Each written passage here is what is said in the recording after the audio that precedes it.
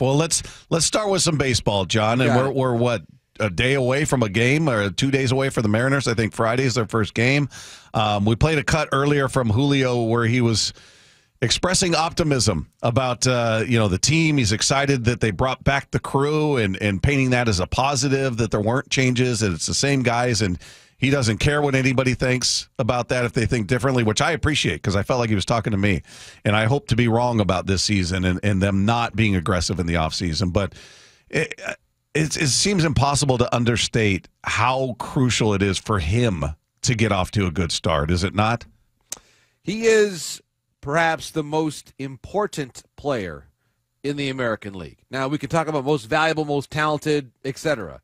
But to his team, I am not sure if there's a more important player in 2025 than Julio Rodriguez to the Seattle Mariners because of a lot of things we've documented in these conversations. If he is back to being himself, and if the pitching stays healthy, two ifs, but two reasonable ifs.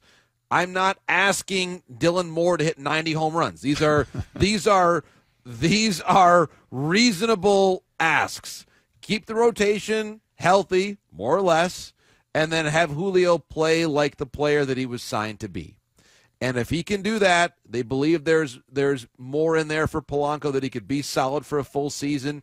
They think Solano's going to give them some good contact. These are reasonable ideas. And I love the projection that Julio is saying, hey, I like what we've got internally. We can build on what happened in the second half. Because remember, we have not seen yet, in fairness to Jerry Dipoto, who's certainly been criticized a fair amount here, we have not seen a Julio, a Rosarena, Robles outfield for a full season. We haven't seen it yet. And if Julio brings out more of what we saw from him in some glimpses down the stretch last season, I like what he's saying. I like what this team can do. Now, I'm gonna go off that question a little bit, excluding Julio. Who we've talked about this a little bit today, kind of who's the next up? Like, who's the next biggest X factor for this Mariners team that needs to outshine what they did last season? Because I know almost everyone had down years last season. Right, Brian. No, it's an important distinction. I think the answer to that question is Jorge Polanco. Because when the Mariners initially acquired him before last year, the idea was he was going to bat somewhere in the middle of the lineup. And clearly the health wasn't there. He's going to play third base now, so a different position. You could put J.P. Crawford in a similar conversation, but I think there's more variability here with what Polanco can give you. If he is healthy, and the Mariners made a point of saying, listen, he was injured last year. We believe that's been taken care of. He's coming in healthier, better shape. So for me, it's Polanco. I think the rest of the bounces, the bounce from Mitch Haniger, the bounce from J.P. Crawford, it's mostly within the normal range of what you have seen from them in the last couple of years. Polanco, because of injuries and consistency toward the end of his time in Minnesota, we haven't seen vintage Polanco in a while. And he's still only 31. Yes, when you see infielders reaching 30, sometimes they will diminish rather quickly. But I look at him and his athleticism when he's healthy and say, you should still be able to see another few years of being an above-average everyday player out of him, as long as he's healthy. So for me, I think aside from Julio, the answer to that question is Jorge Polanco. Yeah, the guy I'm most intrigued about in this, JP, is Victor Robles, because he was such a spark plug for him last year. It was 77 games. He stole 30 bases in 77 games, got caught once. He had almost a 400 on base. He hit 328. So, I mean, just numbers he hadn't achieved throughout his career. I'm not that dialed into what happened in Washington. We had somebody text in saying he was hurt most of the time, and hopefully that's not. I know he got hurt with the Mariners last year, so hopefully that's just not his story moving forward, that he's an injury guy. But I'm not holding him to those numbers. I don't think that's a fair standard. But what do you think realistically is a fair expectation for him? Well, he's never going to be a huge on-base guy, I don't think, in terms of someone who's going to walk a ton, although we did see that come into his game a little bit on a brief look with Seattle. And again, he played 91 games last season, 36 the year before. What I'll say about Robles is this. The better that he plays and the more bases he can steal, the more havoc he can bring to the base paths. If he's going to be your leadoff man, and if Julio's going to bat second, and if you're able to link the two of those guys together, you could have something special. And that's what I'm seeing in the potential of Robles. I know last year at times Crawford certainly has spent a lot of time in a leadoff spot.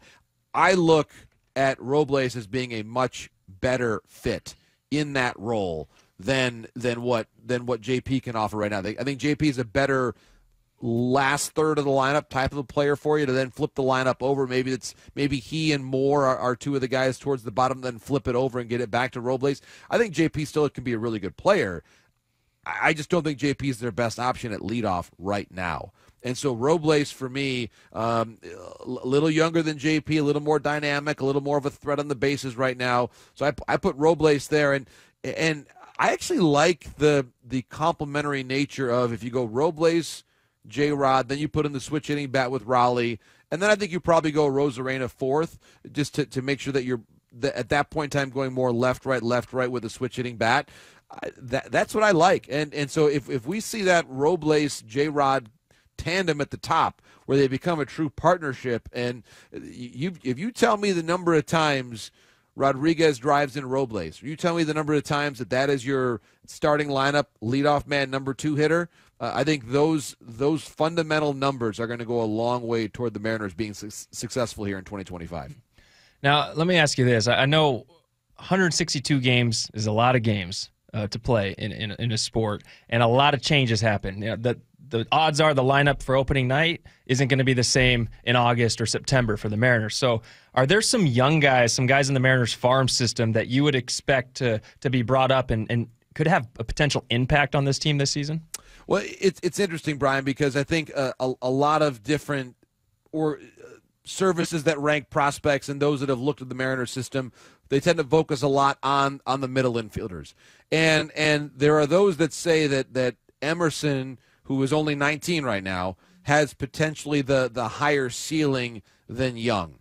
And now Cole Young, for me, I think he could certainly make an impact on this team at some point in the season, depending on how much the bat develops. There are those that wonder if he's truly going to be a shortstop. So I want to see, I think this spring for the Mariners, how many games and how many innings does Cole Young get at short?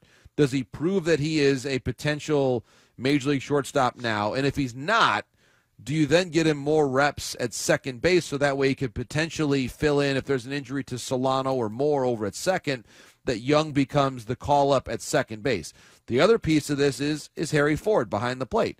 At some point, does he hit enough and does his defense improve enough such that he's an option as the second catcher or to get Cal Raleigh another day off a week, either as a first baseman or a DH, depending on how you want to utilize Cal Raleigh to keep him fresh over the long term. The one thing I know about this staff is that it's not an easy staff to catch. It is not an easy staff to catch because the stuff is so electric. You've got guys with overpowering stuff, and we talked about Julio being the most important player in the American League. I think in a lot of ways, day to day, the player the Mariners can least afford to lose at some point this year is probably Cal Raleigh because of all he does for them, both offensively and defensively.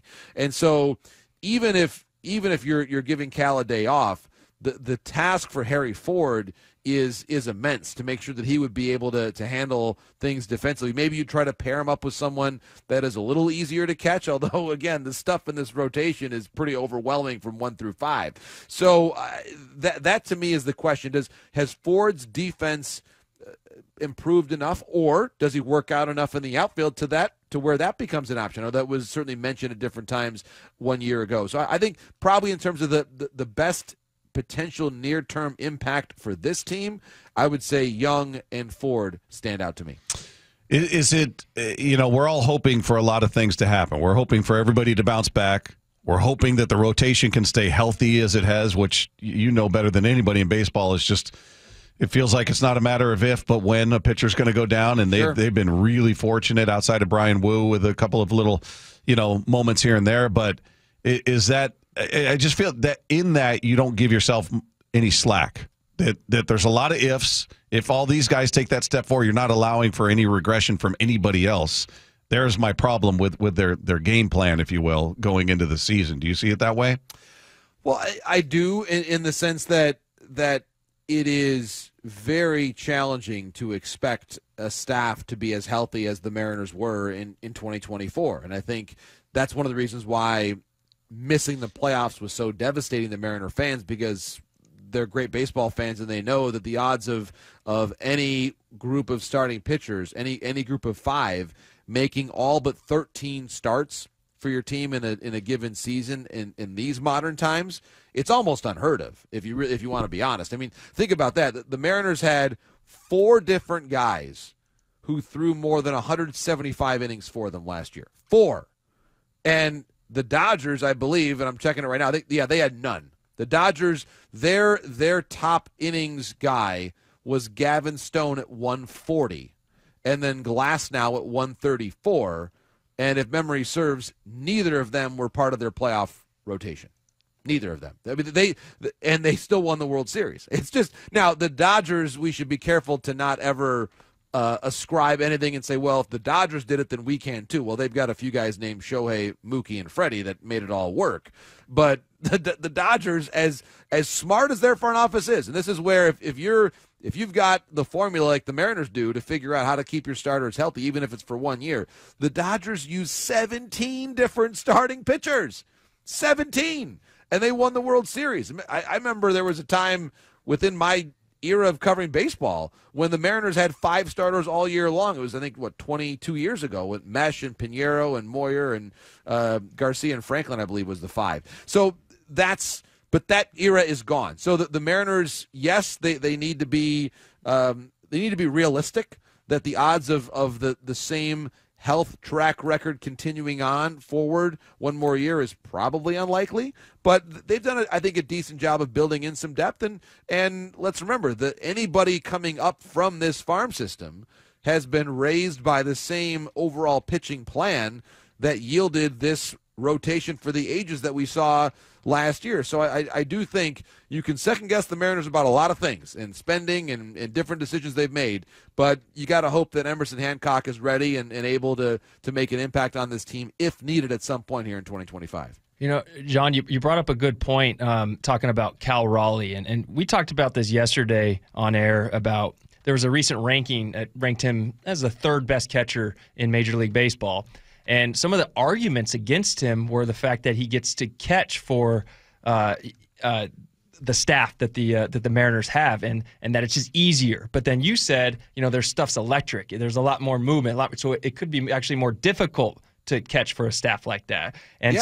So one, his number 3 ranking, where do you see it? We were kind of going up and down with it. We both agreed it's probably a fair ranking, but where do you see that as far as catching this staff or catching for this staff is more, does it elevate him a little bit as far as his defensive rankings and stuff like that? I think it's a positive for him. It should boost him up. If you're in the top 3 conversation at your position in Major League Baseball, I think that is a good amount of respect. There's a lot of really good catchers in the game right now, I think, on both sides of it. You could argue William Contreras, who I thought was phenomenal a year ago with the Brewers. There's a case you could certainly argue and say that Cal Raleigh deserves to be number 1. I mean, that is a credible argument to make. I mean, there's some really good guys around the game. Will Smith in L.A., of course. Sal Perez, he's going to go to the Hall of Fame. Love what he does. So there are a lot of really good catchers, at least on the defensive side that we see right now. But I think for me, Brian, what we're talking about with Raleigh, I believe firmly that if you watch this team closely, if you talk to the people involved, and he's got, obviously he has gone from one catcher managing him and Scott Service to another and Dan Wilson. I would expect that if you ask Dan Wilson today, is this an easy staff to catch for Cal? He'd probably say no, because of just the sheer stuff. Cal may make it look easy, but I don't think anybody could credibly say that they're going to take it as a negative. Oh, he's got a really easy staff to catch, and we're going to bump him down a couple of notches as a result of that. That to me would not make any logical sense. And if anything, the ease with which he handles a very overpowering group of pitchers is a shining example of why he at least is the 3rd best catcher in the game, and you could certainly argue that he belongs to be even higher than that.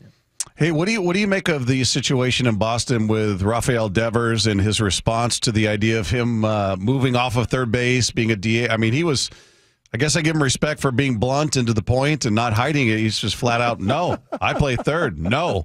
And then I got to give I reluctantly, begrudgingly had to give Alec Bregman some credit in the last segment. We played a cut where he was asked about it, and he handled it perfectly. He said all the right things, and we got great guys here, and we only care about winning and blah, blah, blah. I mean, he handled it right. And Devers, I thought, looked like a bad teammate. I thought that played really poorly. But what is that going to be a problem? How do you see that playing out there? Well, the really good thing, Bob, is that there's really no media to speak of in Boston, and they tend to let things go really easily. They don't care. So it won't be brought up by any of the papers or any of the talk radio stations there. There's a handful of sports-only networks there that no one's going to really mention this on. No, I mean this is this is the wrong way to start spring training in that particular market. It just is, because this is now going to be defined from now until they play their last game as the year in which they showed up with 2 third basemen. And what are we going to do? You brought in somebody who just won a Gold Glove at third base. Clearly, you did that with the idea that he's going to play third base for you. Now, and Alex Cora basically said the promises that were made to Rafi were made with Chaim Bloom as the GM. Yep. Okay, and Chaim Bloom is now with the St. Louis Cardinals. There are those that believe that you get the best and most athletic version out of Devers, and this has been said before, that you get a more athletic version of him when he's in the game as a third baseman, just staying mentally, physically engaged with the game, as opposed to take your 4 at-bats. I mean, David Ortiz and Edgar Martinez before him were brilliant at that, but there's not a lot of guys that really enjoy that, especially as early in their career as Rafi is. So I can understand everybody's perspective here. I can understand why Devers said that. He's the homegrown guy. He's the last link to the World Series team in 2018. Signed a big fat contract. Right, exactly. So I can understand why Rafi said that. The issue that I have more so is that there was not a greater coordination before the media availability in which they said, here's what the plan is, or it's going to work itself out. And listen, I think Alex Cora is a phenomenal manager, might be one of the best in the game. I have tremendous respect for his acumen and the way that he communicates. But this is kind of a big deal, especially in this market. And then, by the way, you have Tristan Casas. Subsequent to this, you may have heard this as well. Basically, he was asked about it, and Casas, feel like he's a friend of the show. We talked about him so much in the offseason about the potential of a Castillo trade, basically saying Devers is the third baseman, and no, I don't think that any of Meyer and Anthony and Campbell should make the team. Like, what? It's February 19th. And not for nothing, you were injured for a lot of last year. So I'm not so sure that – and so, again, his name was in the trade rumors. It is a fascinating dynamic. And Dan Shaughnessy, Hall of Fame writer, said it was one of the strangest days in the history of the Red Sox in spring training, and Dan's been covering that team for like 50 years. So that's a lot of coverage. So I don't know where this is all going to land. I do think that, yes, is Alex Bregman a better third baseman defensively than Devers? Yes, he is. But it's also not that simple, because if you feel like Devers is going to be compromised as a hitter and player and presence around the team, if he's not your third baseman, then what do you do? Then you've almost defeated the purpose of making the acquisition to begin with. You've also got a second baseman in Christian Campbell, who you like a lot. And this is not just me trying to stir the pot on February 19th, but if you are not convinced that this is going to arrive at a peaceful resolution, you might actually have to consider seeing if someone would take on Devers' contract right now, and if there's a better move out there. That may seem like an extreme step, but if he's not happy, you're better off making the move now than in July or next December, when the whole harmony of the team perhaps is fractured between now and then. I'd take, as much as I thought he came off poorly, I'd take him as a third baseman here. We can make room. With all due respect to That's Jorge exactly Polanco. right. And by the way, there are a lot of teams, including, by the way, Chaim Bloom signed into that deal. Yeah, He's now Cardinals. in St. Louis. Yep. So there's a lot of really interesting dynamics at work here that we have come out of the gates hot on this love it. one. And when you've got a controversy on February 19th, whew, it's going to be a long 8 months ahead for the Red Sox and the reporters covering them. I love it. I love that the Red Sox are in turmoil. The only thing better would be if it were the Astros, but it's a nice close second. It's a nice close second. He is Jon Morosi with us each and every week. John, you're the best. We appreciate it.